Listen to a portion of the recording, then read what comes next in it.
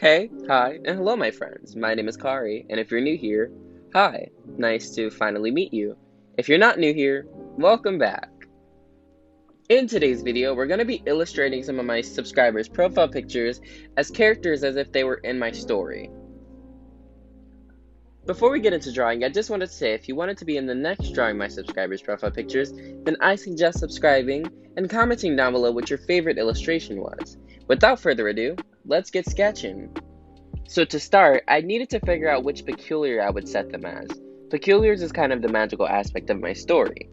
For Ebonique, I settled for Cryokinesis, which is the ability to manipulate chilling temperatures. These beings are very clever, but also very reserved and shy, which fit the picture perfectly. I wanted to keep the essence of each picture. While sketching this, I realized that this was the first time I'm sketching digitally. Usually I sketch traditionally in ink digitally, so I kind of struggled with this first one.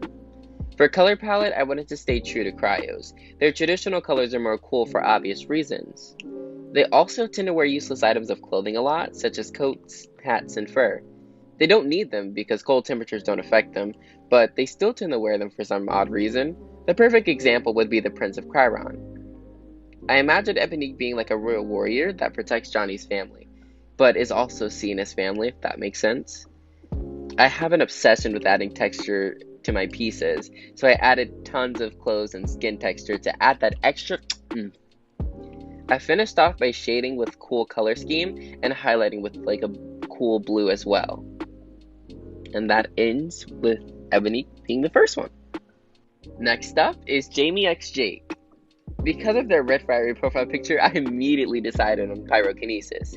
If you're not familiar with kinetic abilities, Pyrokinesis is the ability to manipulate fire. I decided on a very warm color palette for, of course, obvious reasons. With each character, I really wanted to stay as true to the original as possible, so I was just dragging and dropping the colors from the originals. But for this one, since the lighting in the original is like a very dramatic dark lighting effect, I wasn't going for that same effect, so the colors were going to be reflecting on that darker color. So I did go ahead and like warm them up, which to keep it as true to the original as possible, but also to make the character unique in its own way.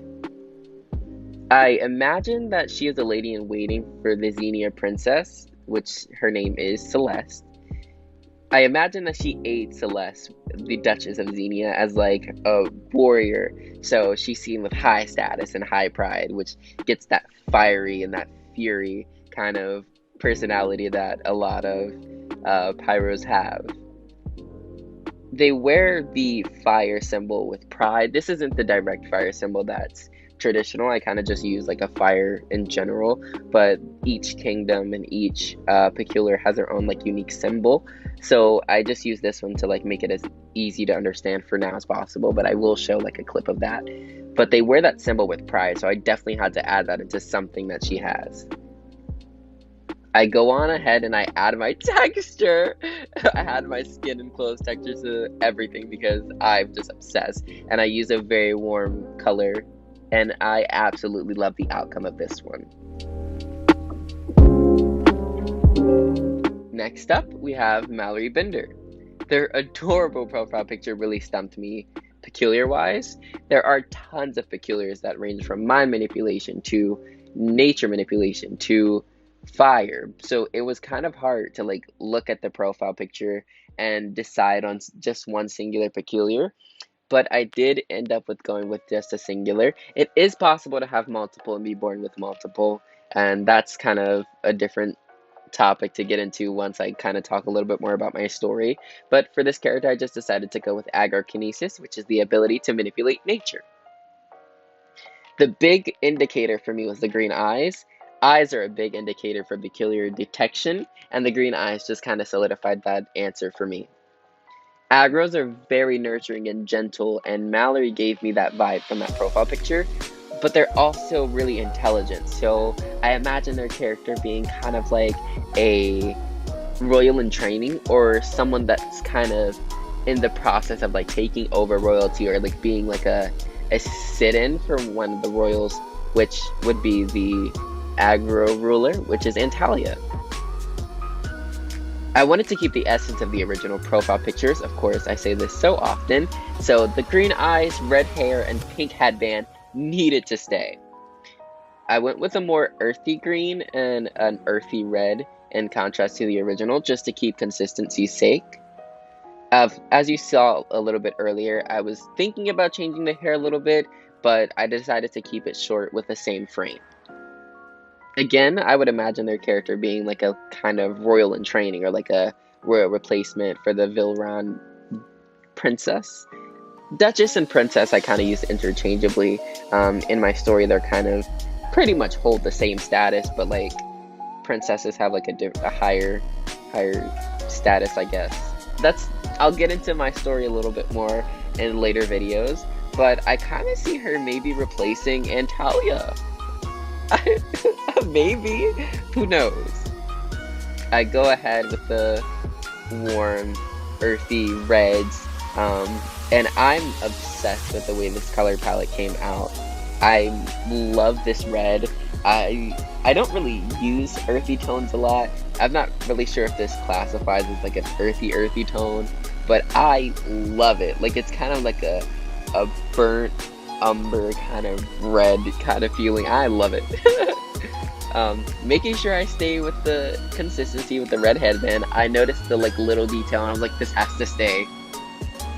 Just in a little bit, I'm going to be adding my texture. I'm going to be adding my texture, my clothing and skin texture, of course, but also for the shading. If you've noticed, I've been making sure to stay consistent with their tones. So this one has an earthy tone, so I stayed with like the warm reddish brown tones in the shading and highlight, which I've been obsessed with recently. Finally, I add my finishing touches. I used like a green for shading. I kind of like it, actually. I'm not really into like using the colors, but that is all for Mallory. Finally, we have Christabel A. Again, since humans don't really exist on Xenia because it's a completely different planet with a completely different advanced species, deciding peculiars is really hard for humans. But Christabel's charming smile definitely settled me on Pyrokinesis. Lucids are very smart yet charming beings. They are capable of whatever their minds can think of, which make them so dangerous, but that's why they're all so sweet. Just don't piss them off. For the sketch, I started with sharp eyes, but I decided to widen them up a lot more and give that more welcoming facial structure, I guess. I definitely see Christabel as a royal child. If Avery didn't exist, Christabel would be Princess or Duchess of Athron. I see all of them as Duchesses, but the charming aspect, kind of the smile and the welcoming behavior, kind of made me think immediately of Avery, which is the main character in my story. I had to keep the smile, of course, but also keeping the Athron tradition. Royals don't really wear crowns, funny enough. But they don't wear like the traditional human crowns, except Athron rulers. I honestly have no idea why, but they are really big on wearing like the traditional Earth human crowns, and they wear it pridefully. So, of course, I had to give her a crown. Normally, there's like their hair that's their crown, or different jewelry that they wear as a crown, but the Athrons are so adamant on wearing like the traditional metal crowns. I was gonna give her a really big afro, but I decided to settle on a little ponytail with the fro. I definitely wanted to keep a fro in general, but I was going to give her like a really big fro, but I decided on a low fro. I kept the Athron purple color with their hints of blue here and there. I shaded using purple, but this time highlighting with a warm yellow brown and kind of mixing it up just a little bit.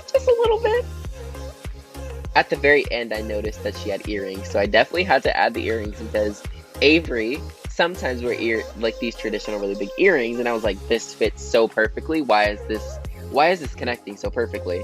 I did not plan on this. I wanted to add blush at the very end. I did so many tweaks to everyone, but for this character in particular, I added blush. For the very first character, I added freckles, I did so many tweaks at the very end, but this one, notably, was the blush. I wanted to give her the original outfit that I gave Avery, which is like this almost translucent kind of see-through top. It's kind of like the see-through top with like the underneath shirt with like the collar.